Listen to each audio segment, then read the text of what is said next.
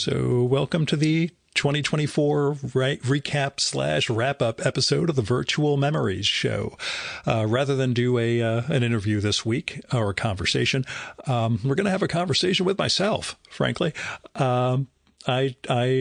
Well, my whole thing is I'm obsessive compulsive in lots of interesting and really boring ways.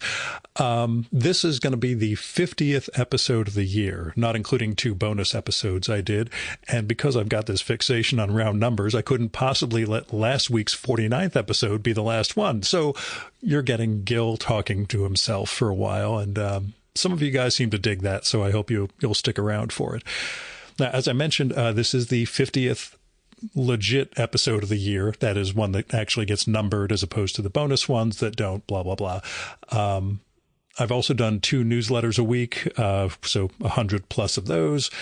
I've posted way too many selfies on Instagram to count, but this is all part of 2024 and what a recap means. According to the Marriott website, I spent 31 nights in their hotels this year. There were a few non-Marriott stays also. So more than a month of the year was spent traveling and in hotels. Almost all of that was for business, although my wife and I did get away to Toronto over July 4th weekend to record a couple of podcasts, see some friends, and just get away from America for a bit.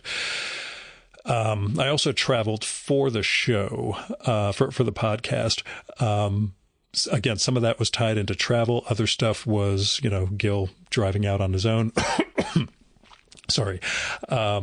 The locations, when I went over the list of people I recorded with this year, includes New York City, Los Angeles, Providence, Rhode Island, upstate New York several times, New Haven, Connecticut, Toronto, Hull, Amherst, Wellfleet, and Boston, Massachusetts, and Princeton, New Jersey. I've already traveled to Philadelphia for several of 2025's shows, so you'll probably end up hearing about that when this sort of episode runs up again next December. So what I want to tell you, first, I'm going to generally avoid world situation. I'll probably allude to it in some way, shape, or form, but I'm really not going to go into what 2024 wrought in that respect. We'll talk about me and we'll talk about the show. I'll say last week I posted the guest list episode where I have a whole bunch of the past year's guests talk about the favorite books they read in the past year and who they hope to read in 2025. And I had my own monologue at the end of that. And I talked about a bunch of books and podcast conversations that I'll say triggered a lot of changes in my life. And in case you didn't listen to those, that includes the ones with Edith Hall, Shalom Oslander, Joe Coleman, Simon Critchley, and a whole bunch of others. And their books and the things they kind of triggered through the course of conversation led to some changes for me, like I was saying, some transformations. And I want to talk about the notion of transformation and what it means for a person to change. We'll get to that. Every time I say we, of course, you're the passive listener here. It's just the royal we doing all his gabbing. But the books meant a lot to me this year. The guests I spoke to mattered in ways that maybe they hadn't in the past. Maybe I made connections that I wasn't ready to make previously. And also some of the extracurricular reading, like I also talked about in the guest list episode, like reading My Struggle, the Knausgaard, not Hitler, for the first time, and some other things. I'll say I also had some really fruitful non-podcast talks during the year with past guests, with people I've met through the show who I've stayed in touch with. And that's helped and created some more opportunities for change. Just a couple of days ago, I spoke with Jeff Nonokawa, the Princeton professor who I recorded with in like 2016 or 2017. For a project that I'll talk about in a minute. But we had a really good talk about what I do with the show and what it means to put yourself out in the world and experience things. And I'll say there's been a whole bunch of others like Dean Haspiel, Jerry Saltz, these people who I've met through the show and with whom my experiences and ongoing conversations have sort of validated what I've been doing here. They have, I don't want to say they follow what I'm doing, and they're not listening every week. They're not reading all the newsletters. It doesn't matter. They get that I'm doing this and that this is something bigger, that these things that I do add up to something. So the biggest and most important exchange I had with a past guest turned out to be with Jonathan Ames back in like October, November. And I was going through some stuff with my father, who was in significant health and mental decline. And my reactions to that, which were strong, but not for reasons I could clarify to myself or enumerate exactly. I'm not going to go into too much detail here because I'll end up crying. And it's also a privacy thing. But I shared in an email with Ames some of what was going on and why I was kind of under the surface for a couple of days after this experience with my dad. And he wrote something back to me a week or so later that helped me see something that's been at the root of my personal issues and mental health for basically all my life. And it helped.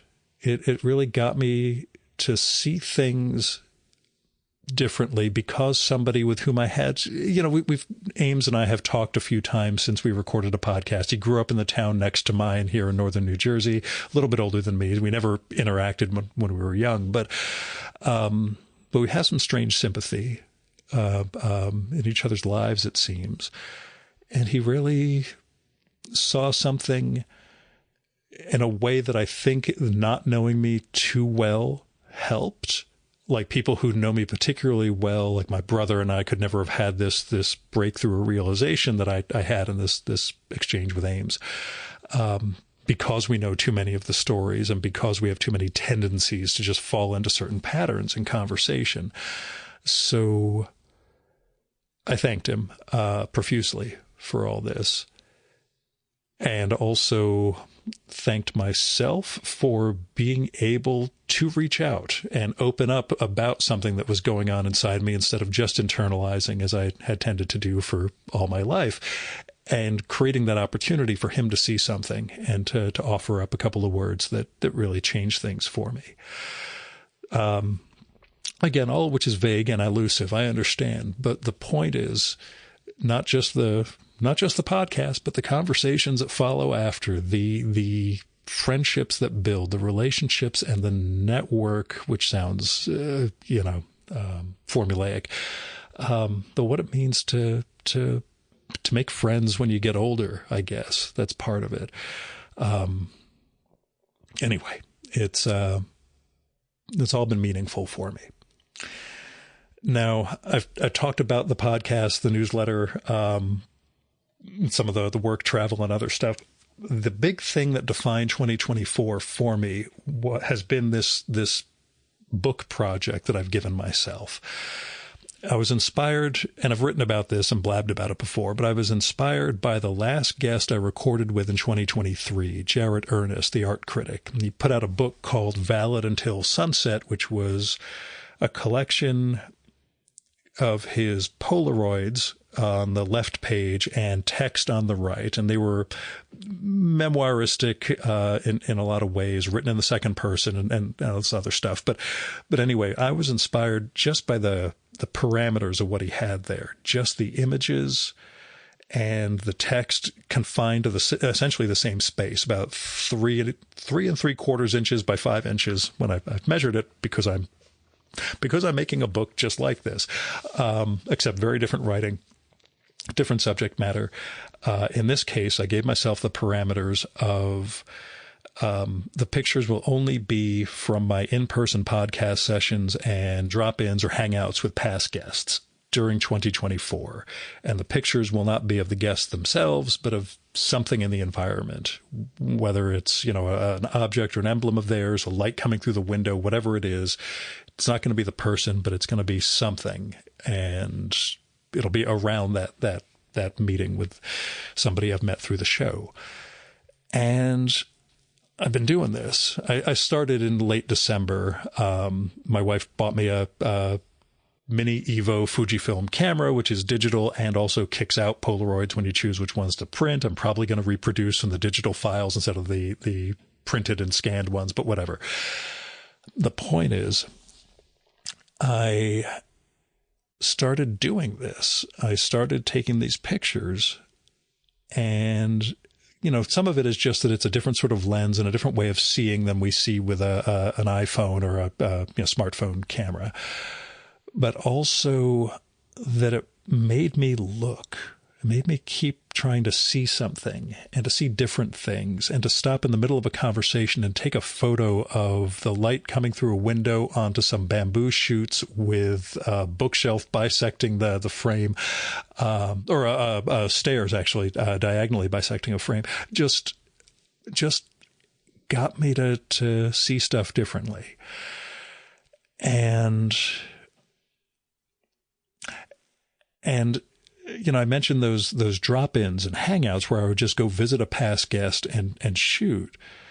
And I came to realize only in the last couple of weeks, when I've really blitzed to hit the magic number of these that I'm trying to get for the sake of the book, 78, so it'll be like a tarot.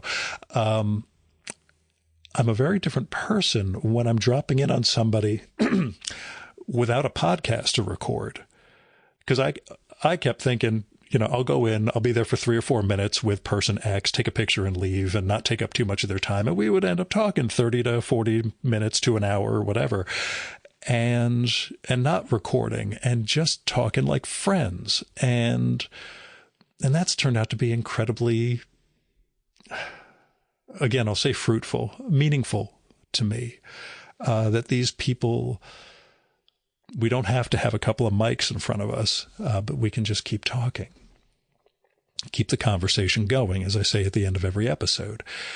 So I finished taking all the pictures yesterday. That was the final ones that I took, and I have to start writing next, which is going to be, I consider doing the photos and hitting my magic number of photos to be like a scavenger hunt.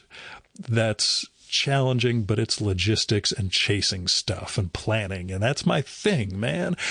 But after this, I have to sit and write about each one of these, and I don't know what the writing is going to be. Some of them might be referring to the thing itself that we're looking at, or my history with a guest, but I don't know. Some of them might be more vague, oblique, elusive, whatever. I'm going to find out, and that's scary and daunting and challenging, and it's also going to be incredibly meaningful. Even the ones that I've already started making notes for, I didn't know that something like this was in me exactly. There's going to be a page in there because I took one outside of the late Milton Glazer's studio, Friday, which was an incredible experience the whole day. But anyway, I wrote about it in the last newsletter. Go read that. Milton had an idea for what a book around the podcast should be. This is not that idea, but I think it's going to be something. And more importantly, it's something only I could do. And that's what really has occurred to me in recent weeks or months around this, that everybody, could do this. This is something only Gil can do. These are Gil's past guests. This is Gil's eye. These are Gil's words. That's what's going to be art. And having that as a central focus for all of this year has really been, I'll say it's been eye-opening. It's been transforming for me. And especially since I had a lot of craziness going on this fall with business travel and other stuff and all the anxiety building up to the election and all that. Since all that, I've never been more focused on something.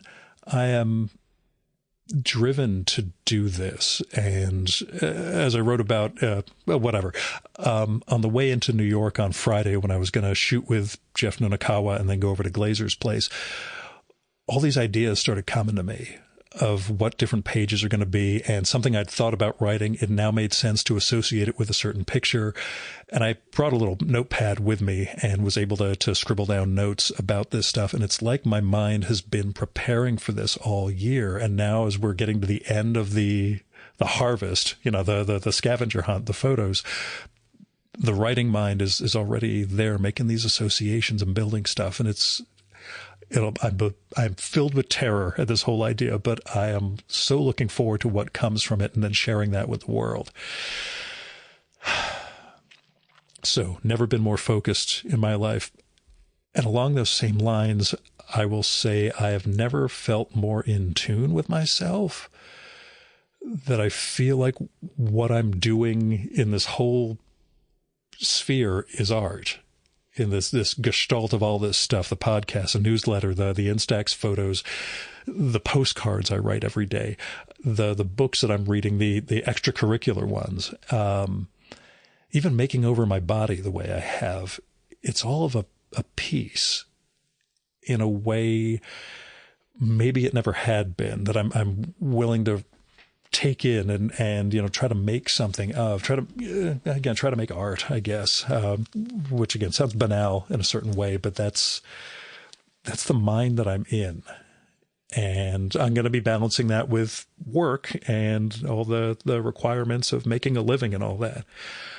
But at the same time, things feel different this past year. And,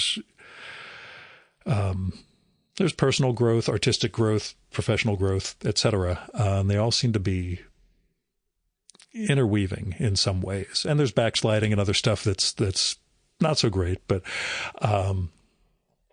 anyway, I'm gonna keep talking, okay? Because this is my 2024. You can have yours all you want. There's non-podcast stuff that happened in my life. I should go into the other things that were special to me and things that are meaningful. I'll say, and it'll be weird to say, but the very first thing that happened was that I found my spirit jacket. I know people have spirit animals. I had this moment when I was in San Francisco for a biotech investors conference, bored out of my mind because no one was there to see me, and everybody who I wanted to see had investors to talk to. So I stopped in at this really stodgy menswear place and was bored silly, couldn't find anything. And then I came across a Barracuda G9 Harrington jacket in navy in my size. And I put that thing on and I became Steve McQueen and Paul Weller and decided I need to own this, and bought it. And it has become an absolute staple for me. It is one of those pieces of clothing that it's like the magic jacket. I think there's an episode of Brooklyn Nine-Nine like this when Joe Latrulio's character has this leather jacket that makes him cool. That's what I felt like, and I'm willing to ride that as far as I can. So finding my spirit jacket in January was a good sign for 2024. The bad sign was a couple days later when I pinched a nerve in my neck while I was...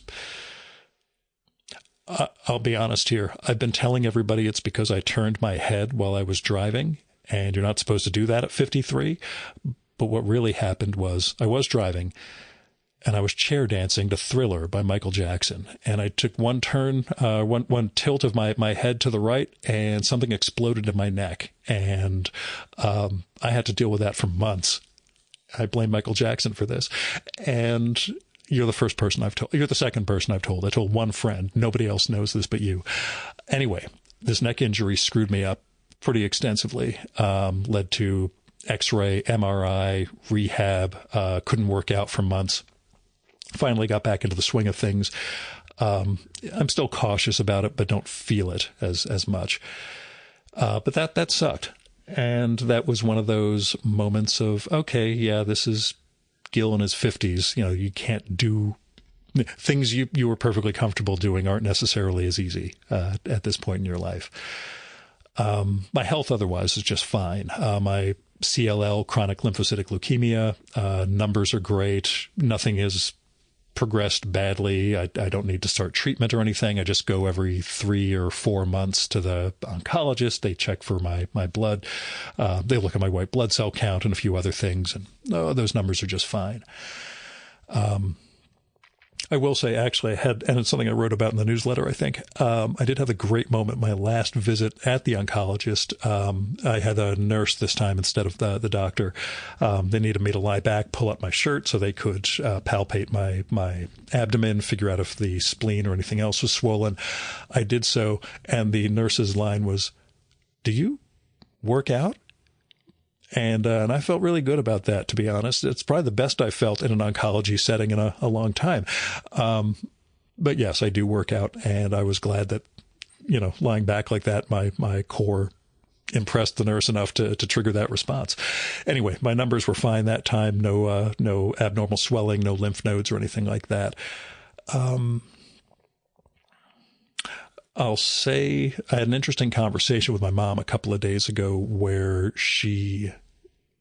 we talked about our respective experiences with cancer and how she marvels over my openness about this stuff, because she had her own experience with something else, solid tumor, not hematological like mine, and doesn't really talk about it. She's been fine since. It's been years and years and years. But I told her that part of the reason I'm open about this stuff is just to make sure people go out and get their physicals and all that, which is how we came across my situation. But also, if somebody is going through this or just discovered they've got this diagnosis and don't know what they're in for, maybe this will help. And, maybe they can say, oh, Gil told me, or I heard from Gil all this stuff about when he got diagnosed. I'm more at ease because I'm in the same boat, or, my situation's completely different. Just like when I came out about my diagnosis after getting it confirmed and everything, the number of people who reached out to me to talk about their experiences and their families helped me incredibly. So that's part of the openness thing. This is not a 2024 thing in particular, but this is about realizing why I do some of the things I do. And it's just being open about some of this stuff can help other people in need. So that's part of my thing. This year, this cancer year, one of my closest work-related friends died of a brain tumor this year. He got diagnosed in 2023, took about 17 months before he died. It was terrible.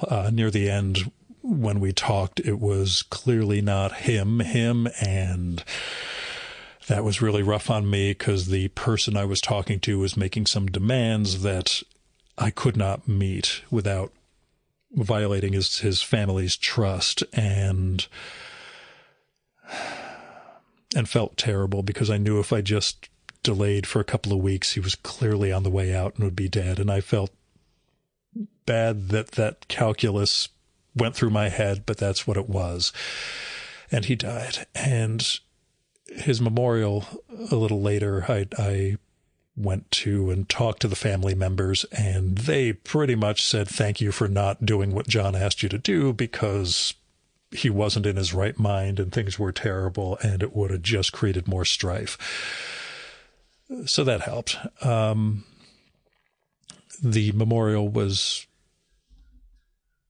good. It was 13 hours of train travel down and back to Charlottesville, and an odyssey of sorts.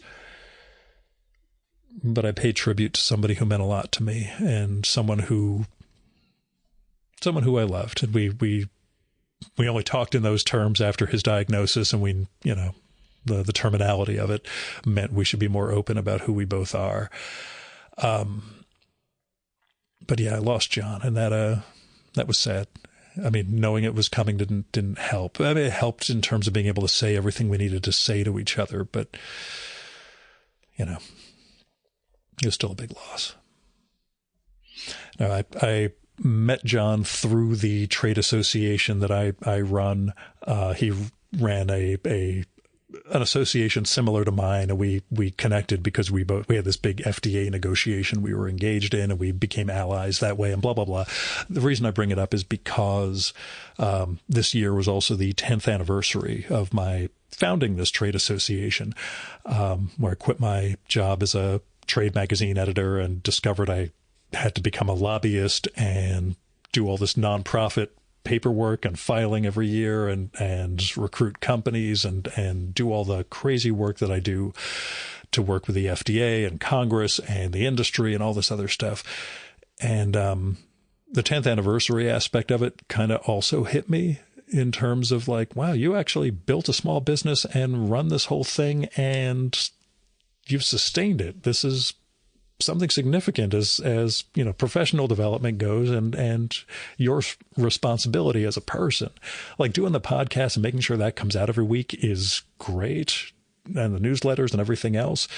Obviously, none of that happens if I can't pay the bills with work. But this isn't just work. This is something I made and I sustain. And that's been it's been illuminating. You know, the looking back at 10 years is kind of something to me, as the industry has changed in incredibly bizarre ways. And this election, just like the previous 2017 to 2021, is going to be an interesting time for what I do and who I have to interact with. But it's been meaningful. You know, it's all of a piece, like we said. And I think some of the aspects of what I do professionally, I would not be able to do without the podcast, the experience of it, and the being able to talk to people as easily as I do. I was always a schmoozer, but I don't think I really could do that in a professional level until, you know, the experience of the show and giving me these interactions with people I'd never met before and the deep conversations that come out of that. It's taught me to read people a lot more and a lot better and to be more readable, to open up myself and not just kind of be stone-faced and such, I guess. Anyway, so that was a thing for this year. The other there's several major things that happened. One of the big things is that I did these hikes with my oldest friend. He's a big hiker and outdoors guy, and he came up with the thought that we should hike the 5 significant fire towers in the Catskills because there was this challenge by the New York Department of Environmental Conservation, where if you do those plus the 6th one, which isn't really a hike, and you send your photo evidence of this, they send you this nice patch, and more to the point, you accomplish the fire tower hike challenge. And so we did. We went every month, starting in May. We skipped August, and we just hung out, and we drove 2 hours he drove every time. We drove up to the Catskills, and we charged up his Tesla, usually at the same Quick Check in Kingston, although we had a couple other places we discovered at the end. And we just talked and talked about our pasts and our presents and our futures and our families. And we hiked. And those hikes, some of them were arduous as fuck, but they were great. And we had funny experiences with people we passed along the way and stories we heard and the places we went to chow down afterwards. And it was just wonderful. It was just this really great experience, just reconnecting. We'd always stayed in touch, but just spending that time with someone and having those monthly meetings and the physical exertion of it, just going up these trails and getting to the top of these towers and seeing these incredible views in the Catskills and thinking about, you know, the stuff we wanted to do when we were young and what we have and haven't accomplished. That was really meaningful. The hikes were really something for me. We're trying to figure out if we're going to do the Highlands Trail in New Jersey in the next, or New York and New Jersey in the next year. Not the entire shebang, because some of it is just road walking, but there's like 150 miles of trails that way, and they would not be as arduous as some of the climbs we had on the hiking trails. So yeah, go out and see Friends. I know that this is more of a recap than Gil gives advice, but this is advice. Go outdoors, see Friends, put your phones down and just get into conversations with people, and just go gabbing for a while with somebody you've known for 30, 40, 50 years. The other major thing that isn't sad is that I finally got to see this sculpture that I've been kind of fixated on, we'll say for 30 years, since I read the short story, The Pugilist at Rest by Tom Jones. I had this business trip to Milan, so my wife and I went to Rome for a few days before that. She had all sorts of things she wanted to do there. I had one thing that I wanted to do there, and that was to go see the Boxer at Rest, this bronze statue. And I did. We went to the museum, and we did other stuff that she wanted to do, and this great tour she put together, or that she booked for us, that we thought was just the Colosseum, but it turned out to be the Roman Forum and all this other stuff too, and it was great. But for me, I got to see this sculpture that I'd drawn a bunch of times, that I'd really looked at on screen because that's the only way to interact with it at this point. And I got to see it. And I the moment I was in front of it in the museum, I just sat on the floor, took out my sketch pad and started drawing. And I just kept drawing it from angle after angle after angle, and just standing and looking at it. Maybe spent 30, 40 minutes, maybe longer. I didn't bother keeping track, and Amy went off and did her thing in the museum for a while. But it was a sense of communion that I had with a piece of art that, again, was incredibly meaningful to me. I saw it in ways that you don't see on screen. You don't see flat. Seeing something in 3 dimensions, taking in its totality as best you can. Now, you can't go all the way around the back of it, which is part of what I wanted to see, but it's okay. I saw enough. I saw through the eyes, these empty eye sockets of this sculpture. I think I knew the sculpture was hollow, but didn't know until I really looked at it and stared into the eyes and realized I was looking into the head of it, inside the head. And there was a little pinprick of light inside in the back of the head, and I wasn't sure where it was coming from. It could have been a camera obscura effect through the eyes, or it might have been a pinhole in the head itself, in the scalp somewhere. But the act of seeing and trying to represent it on paper and letting the hand do what it could, and just taking in this piece of art in as much of a moment as I could have with it. It's been a year full of meaningful activities like that, and this was one of the greatest for me. So that was something non-podcast, but really, really good. There is a podcast tie-in because Jerry Saltz, the New York Magazine art critic, did a piece about the Boxer at Rest back in 2011 when it was showing at the Met.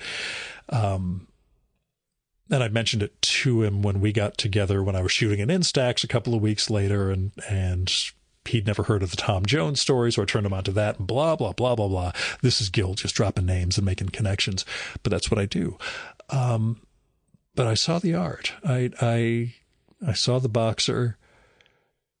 I took in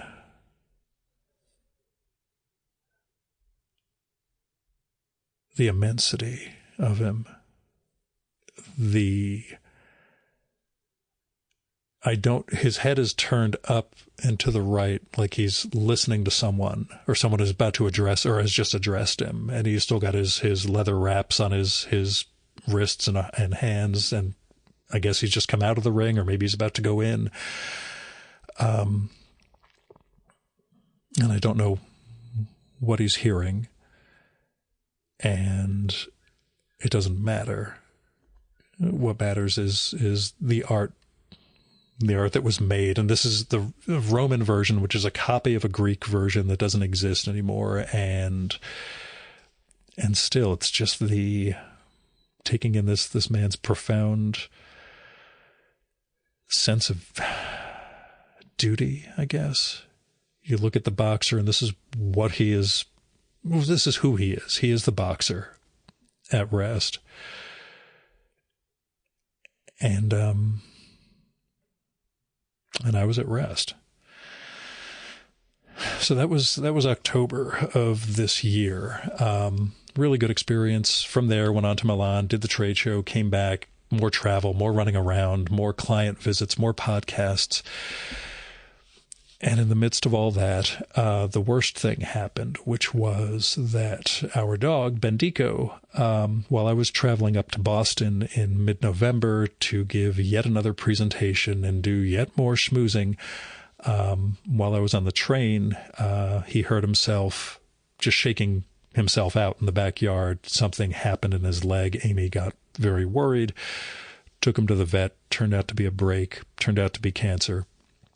And that day, while I was on the train back from Boston in a hurry, instead of staying over for 2 days as I'd planned, blah, blah, blah, while I was on the train, she was there while they put him down. And I felt terrible not being there for him. We knew from Sunday night when they found the break, we were pretty sure this was going to be cancer. It took them into the next day to diagnose it at another place. But she and I had agreed not to wait, that keeping him alive in a drug-induced stupor for my travel convenience is not cool. He did not deserve that. And so she did that, and I cried on the Acela from Boston to Stamford. And that was 6 weeks ago today. His leash is still hanging in the doorway. As you come into the house, we both see it every time, and neither of us has picked it up and put it down in the storage area where the collars for our previous greyhounds also lie. It was really sad. I was really sad. And I'm not going to go into that too much further because I'll just cry and it'll be, Gil being emotional for the sake of being emotional. The upside of all this is sometime in the next few hours, we're going to get a text from the dog transport from Virginia, Kentucky to Virginia to New Jersey, bringing us the dog that we are adopting, who Amy has tentatively settled on the name of Birdie for. She is not a greyhound. She is a she, unlike the 3 male dogs we've had previously. She is not going to be as big as a greyhound, which is good because if I'm traveling and Amy has to get a injured dog into her car, it will be easier this time. We have to think about that stuff now. 31 nights in Marriott hotels this past year and additional travel, and we're both in our 50s and blah, blah, blah. So we're having a new dog entering our home, our family. That is going to be our New Year's present to ourselves. It's also a great present because it means I have an excuse to leave the New Year's Eve party across the street early to say, oh, well, with the dog, I want to make sure she's doing okay. So that's something too. You will see plenty of pictures of Birdie on Instagram, I'm sure, if that stays her name, as she enters our home and our family and our lives. And losing Benny was really tough. He's with us for almost 8 years, and he was a good dog. And he and I had a lot of walks, and that's where I did a lot of thinking, but where I also didn't think, where I just walked with him and just looked at his silly ass greyhound gait. And so it's been a tough stretch without him, and getting used to a new dog will be a process for all of us. But anyway, that's what's coming. That's the good side, and what I hope to talk about next year in the recap is all the silly stuff of, the new dog and their role in our lives. So that is the non-podcast self. I don't know. I could tell you more stuff. A friend of mine yesterday talked about wants. She doesn't do resolutions. She does wants. So I'll tell you what my wants are.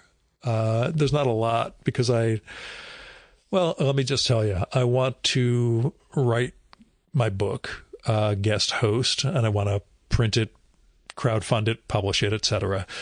I do not want to go find a publisher. I'm not interested in that. If somebody comes to me and says we want to republish it and do something, that's cool, but I want to make something, and I'm going to make it. I'm going to make the third issue of my Haiku for Business Travelers zine too.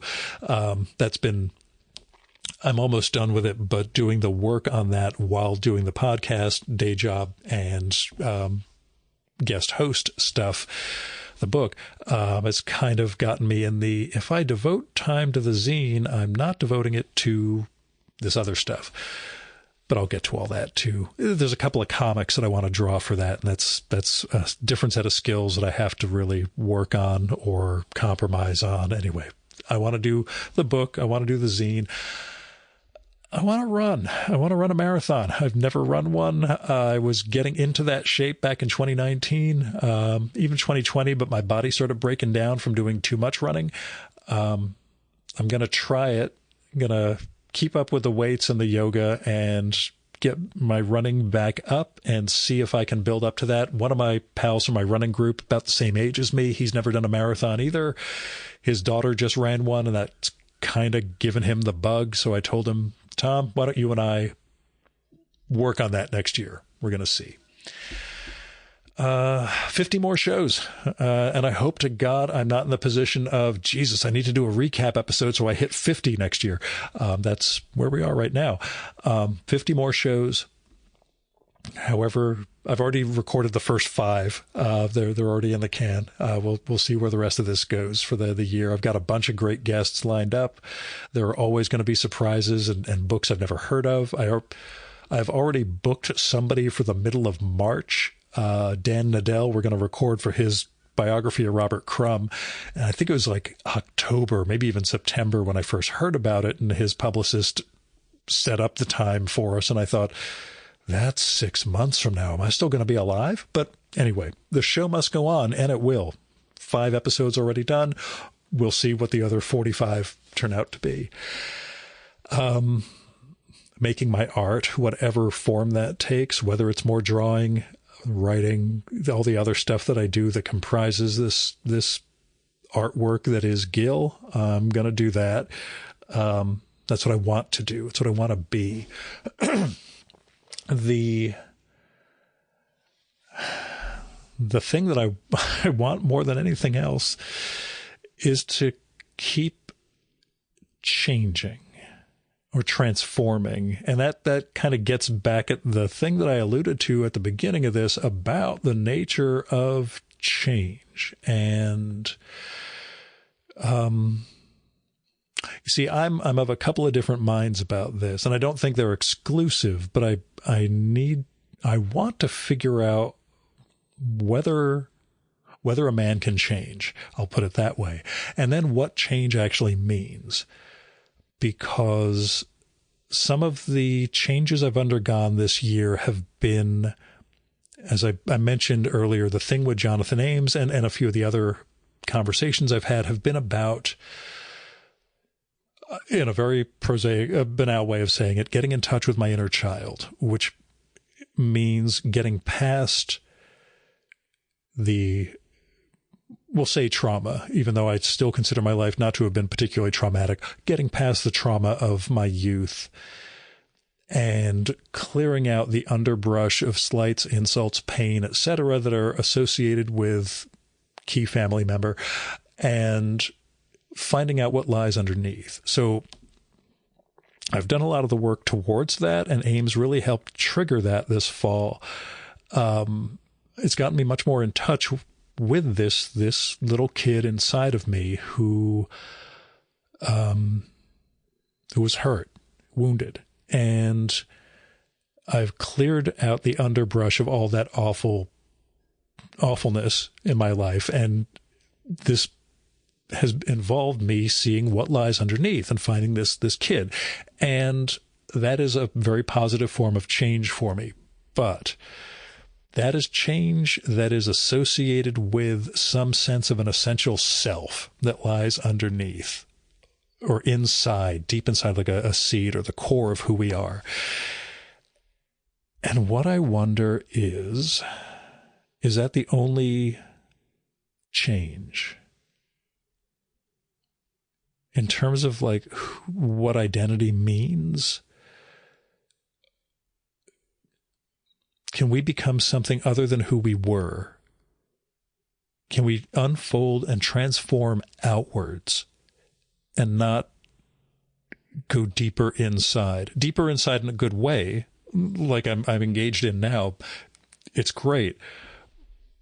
But I've had this ongoing feeling that I'm transforming into something else, or that I've undergone numerous transformations outwards, not denying an inner nature, but finding something past that. And I don't know how legit that is, or whether, anything we conceive of like that is still defined by the parameters of, our basic human nature, or who we were, from birth, upbringing onwards. But just like my leukemia, I wonder whether I'm mutating, and whether mutation's possible, I guess, whether we can become something we weren't, that surprises us, that is, I don't want to say against nature, but against our nature, or different than our nature. So that's what I'm sort of exploring at present. I don't think there's an answer. I do think the answers people have for that say something about themselves. But that's part of what I'm engaged in. That ties back to last week's guest list episode and those authors who I mentioned previously: Edith Hall, Shalom Auslander, Joe Coleman, Critchley, and a bunch of the others. There have been these various senses of even transcendence, I guess, finding something outside of yourself, or expanding to fill that. I don't know. I'm going to keep exploring that. It's going to be the undertone, as it has been for 13 years now, of a lot of these conversations, as to who we are and how we get that way, and who we become, and whether we can only become ourselves, whether there is just a seed that, if we're lucky, blossoms and flowers into something, or whether we change in ways that are not foreseeable. Anyway, that is, I hate to leave off on that note. So we'll, this is the virtual memory show. Basically, you're getting the Gil Roth experience. I've had an interesting 2024. I've had a lot of great conversations. I've learned to see in different ways. I hope those of you who've listened to the show, and not just an individual one here or there, that it's been meaningful for you too. I've had some really great, the tooting my own horn thing, I've heard some really wonderful things from some past guests and some friends recently about what the show means to them, what my doing this mean, even if they're not listening weekly, blah, blah, blah. The fact that I'm out here doing this is meaningful to them, or inspiring in some way, or whatever. And that's part of what I'm glad to be part of. Just as all these artists and writers and painters and cartoonists and everybody else inspire me. I'm glad to be part of that chain, I guess. I'm going to keep doing this as long as I can. If any part of this has touched you in any sort of way, drop me a line. If you have thoughts about human nature and change and all that stuff, I'd love to hear it. I'd love to get, I'd love to commune with other people. And that's what we're doing here, I guess. So it has been a 2024. Thank you for listening. Thank you for being part of my life and part of the show and part of my art. I will be back next week with, I believe, my conversation with Damien Searles about the philosophy of translation.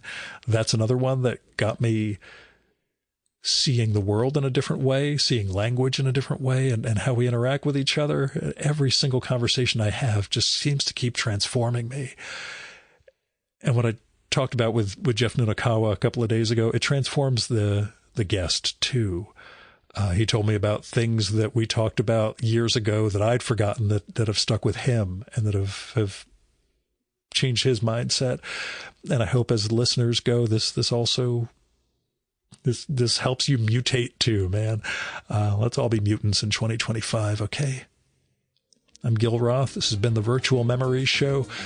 Thanks so much for listening.